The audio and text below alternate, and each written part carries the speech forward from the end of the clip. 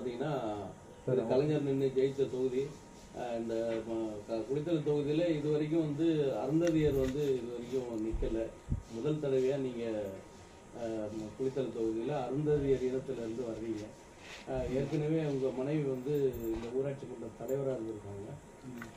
அந்த தலைவராக இருந்த நாள்லேருந்து இப்போ நீங்கள் வந்து எம்எல்ஏ வர்றீங்க. என்ன திட்டங்களை மக்களுக்கு எடுத்துரைக்கிறதுக்காக வர்றீங்க? அதாவது பெரிய கட்சிகள் வந்து போட்டியிடுறாங்க. இங்கே நீங்கள் வந்து ஒரு சுயேட்சையாக போட்டியிடுறீங்க. நீங்கள் வந்து இதில் வெற்றி வாய்ப்பு அடைவீங்களா? முதல்ல வந்து பார்த்தீங்கன்னா, நான் என்னோட குளித்தலை சட்டமன்ற தொகுதி வாக்காளர் பெருமக்களுக்கு முதல்ல என்னோட நன்றி வணக்கத்தை தெரிவிச்சுக்கிறேன். என் பேர் முருகன், கணக்கப்பிள்ளையோர், அதாவது திம்மம்பட்டி ஊராட்சியில் கணக்கப்பிள்ளை வந்து அருந்ததியர் தேர்வை சேர்ந்தவர் நான். இப்போ வந்து எங்கள் வீட்டில் வந்து தலைவராக இருந்ததெல்லாம் உண்மைதான், இல்லைன்னு சொல்லலாம். நீங்கள் கேட்குறீங்க. இப்போ நான் என்ன கொள்கையில் வந்திருக்கேன்னா, ஒரு சாதாரண மக்கள் வந்து பார்த்தீங்கன்னா எந்த ஒரு விஷயத்தையும் போய் டைரெக்டாக எம்எல்ஏ கிட்ட கேட்குறது கூட முடியாத சுச்சுவேஷனில் தான் உருவாக்கி இருக்காங்க. முக்கியமாக சொல்லப்போனால் அருந்ததியர் மக்கள் ப்ளஸ் வந்து எஸ்சி கேட்டகரியில் மூணு சாதி சனம் இருக்காங்க. அந்த 3 சாதி சனமும் பார்த்தீங்கன்னா ஒரு சில பேர் வந்து அந்த கட்சியில் இருக்கிறதுனால அவரோட பலத்தை வச்சுக்கிட்டு ஏதாவது ஒன்று பண்ணிடுறாங்க. ஆனால் அருந்ததியர் சனம் கட்சியில் பலமே இருந்தாலும் அவங்க வந்து பார்த்தீங்கன்னா எந்த ஒரு நலத்திட்டங்களையும் வந்து பெற முடியல.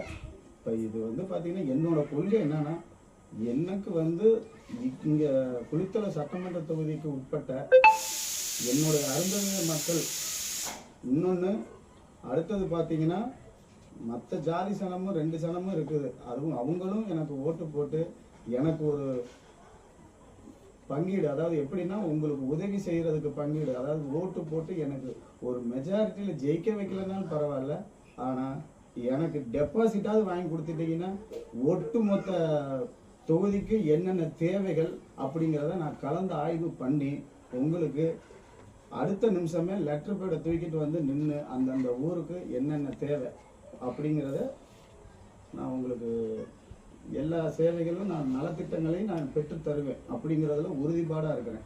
அதில் அடுத்தது நான் ஜெயிக்கிறேனோ அடுத்தவங்க ஜெயிக்கிறாங்களோ அதை பற்றி இல்லை. யார் ஜெயிச்சு அடுத்தது சட்டமன்ற தொகுதிக்கு குளித்தலைக்கு உள்ளே போகிறாங்களோ அவங்கக்கிட்ட நான் நியாயமாக எந்தெந்த ஊருக்கு எந்தெந்த வளர்ச்சிகள் நலத்திட்டங்கள் தேவைப்படுதோ நான் வந்து முன்னால் நிற்பேன். இந்த தொகுதிக்கு வந்து என்னென்ன மாதிரியான திட்டங்கள் செயல்படுத்தலை? அதாவது குளித்தலையை பொறுத்த வரைக்கும் குளித்தலையில் வந்து